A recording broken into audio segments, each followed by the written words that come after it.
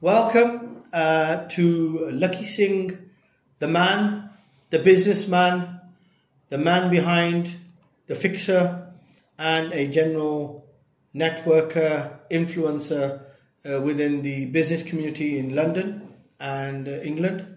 A man who's known for his abilities to get the job done, a serious businessman, but a man with a heart and a charitable side. Very few opportunities do we have to speak to such a prolific business person, and I'm quite blessed to say today I've had a chance to get hold of Mr. Singh. This is going to be a journey through the life story of Mr. Singh and a insight into the thinking of the man who found himself in the middle of the storm of the financial crash, took himself from bankruptcy back into success, started his early life in a farm. Some people say it's like the slumdog millionaire of Middlesex. And we're trying to get into the mind of this fascinating man. So I've got pleasure of introducing everyone to Lakhi Singh. Hi, Lakhi Singh. Thank you for giving us your time. Hi there, how are you doing? Great. It's fantastic to be on here, yeah. Great. So this is the first part of many parts we're going to have in the journey through your life and through the ups and downs of your social and personal life. I think there'll be some hard questions that may be emotional for you, but we'll attempt, obviously, to tell people how a normal person can become so successful.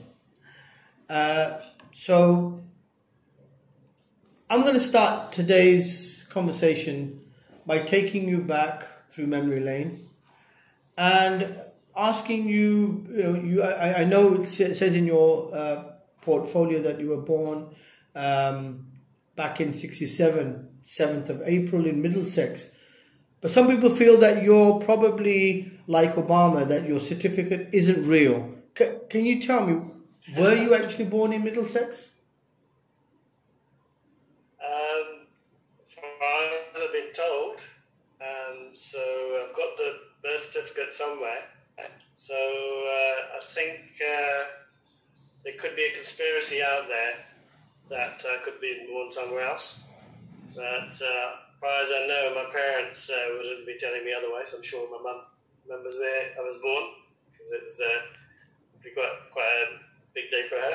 So I think I've got some evidence to prove that I'm actually from born in England in the Middlesex Hospital. I mean, like I said, I'm going to ask you a lot of hard questions. People spread rumours when you become successful. So, and what was the reason for, obviously you were born, why was it that you were sent away to India then for a very early part of your life? I think after 3 years, you were about 3 years old, and your parents decided to send you away back to India. Was there a particular reason for this? Or do you remember being a 3-year-old being sent away on a ship back to India? What were the memories? I don't think it was quite like that. I don't quite remember, but I did actually ask when I got a bit older what actually happened. And so there's a few sort of stories that come out about really why it happened. So when I'll tell you what we've got here that you wrote down in a memoir once, that it was your parents left you in a shopping trolley and they effectively parceled you up, thinking that you were lost to be returned. Is that true? That's definitely not true. Okay. I don't know where you get that from. So what is the story? Why were you sent back to India at the age of 3? So basically, when me, my brother, and my parents went to India to visit my uncles and my grandparents, and we stayed in the farm. And I think we liked it so much, from what I was told, that we didn't want to leave, me and my brother, because we would complain to my granddad that we get left with some horrible babysitters when we're at home in England.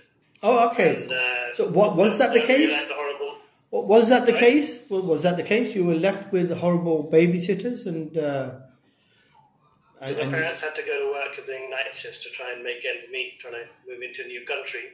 Mm-hmm. So what I understood from them is that they had to, while they're at work, they had to be with babysitters, but obviously as a kid, you don't know any better about what's really going on. So we were probably a bit naughty. We complained to my granddad that we weren't really looked after with the naughty babysitters, and that we didn't want to leave. So my parents, on reflection, thought, okay, well, if they stay, we could probably go to boarding school, and they had other families locally that they knew in the nearby villages, but they're also sending their parents to boarding school. So there's at least a couple of families that decide to send their kids to boarding schools as well. So my brother went to boarding school when he was 5. At the time I was 3. So I stayed in the village for about 2 years, brought up by my uncle. Okay, so my auntie. There's also some rumours that you were brought up with. Rather like the story of the guy who was brought up with wolves. You were brought up with the local buffaloes or the monkeys. I think. Right. Is that true? Well, when I went to school and when I was 5 in boarding school in Shimla, there were actually monkeys. Baboons, I think they say. There were lots of baboons there, and you befriended quite a few. I don't remember any baboons, but I do remember monkeys. Monkeys, right? Okay. So, how was life with monkeys? Was it life as normal, or did you find it a bit different with living with monkeys? Basically, it was more intriguing. It's quite different from living in England, but having wildlife on your doorstep made it all the more intriguing and exciting, I suppose, because the school would have monkeys literally climbing on the rooftops. Not necessarily monkeys, but I think they're called the smaller white monkeys. I think they're called macaws. I'm not sure exactly what their name is. Right. So, yeah, never a dull moment. So it was always fun watching them. So, do you remember education? Were you good at your studies and stuff? Or was it something natural to you going back to India and studying? And I assume it was was it in Hindi, the language, or was it Urdu, or what was it? So we went to like a half military school. So we would wake up very early in the morning, go for parades, and we would also be taught English. That's interesting. Is that where you get your sense of discipline and regimentation in sense of you being such a successful networker and influencer? Would you say that a lot of that those qualities come from your childhood upbringing in a military school or a semi-military school? Is that where you picked up these qualities? I've never really looked at it from that point of view, but thinking back about it, that probably was an ingredient, you could say, in probably a discipline that I'm probably not as disciplined as I'd like to be, but it's probably set a benchmark of doing things in a very tenacious way and just literally being on the go all the time. Mm-hmm. So there may be an element, but it's very difficult to say. Okay.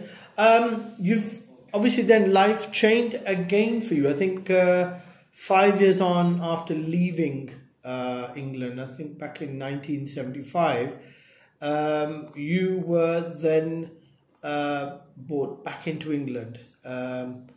What was the reason for that? Then obviously things didn't work out in India. Did you not mix in with the monkeys, or what happened?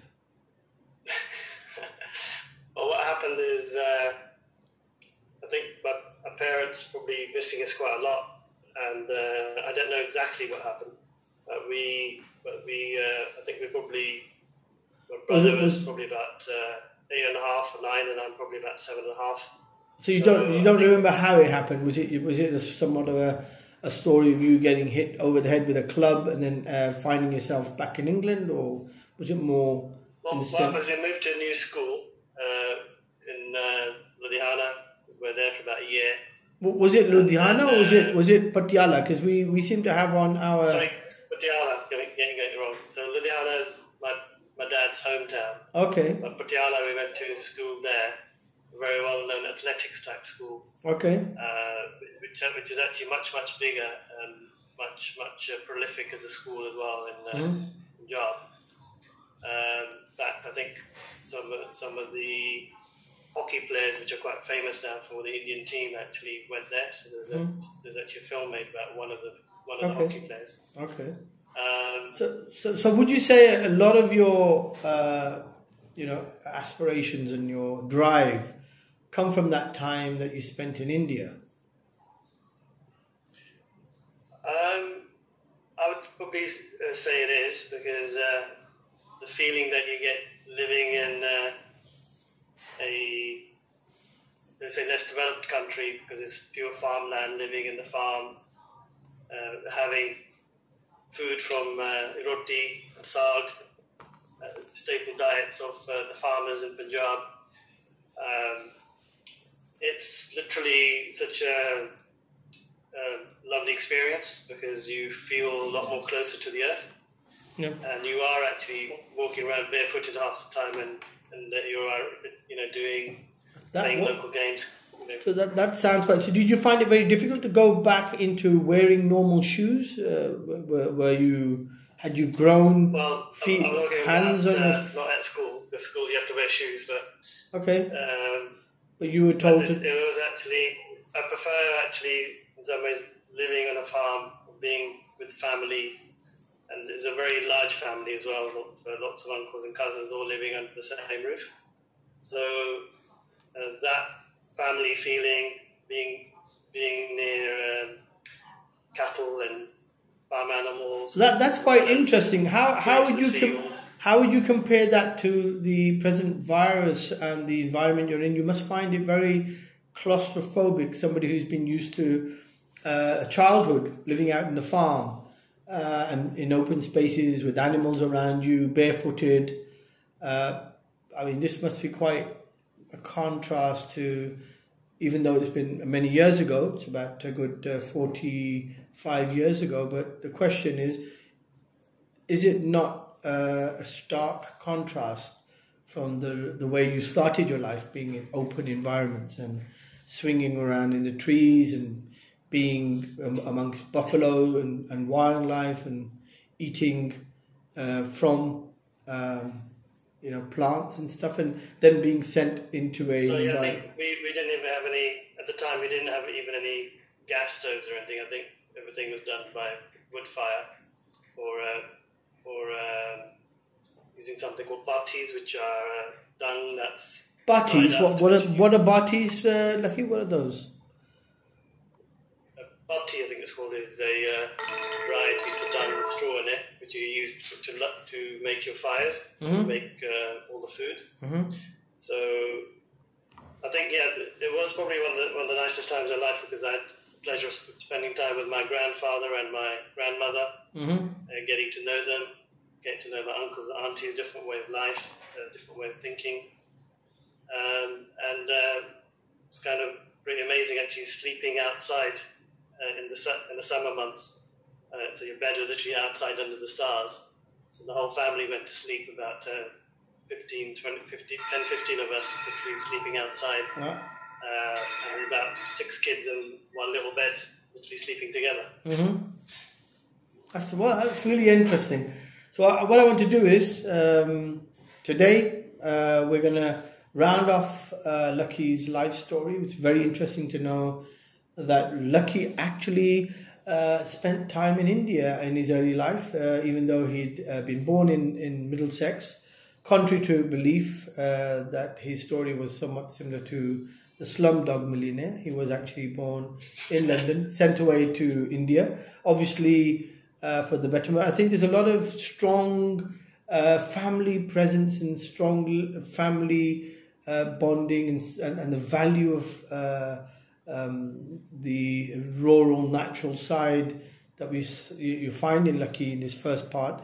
So I'm going to now break off. Lakhi, thank you so much for your time. There will be, obviously, we'll continue this chat about your life over the next few months.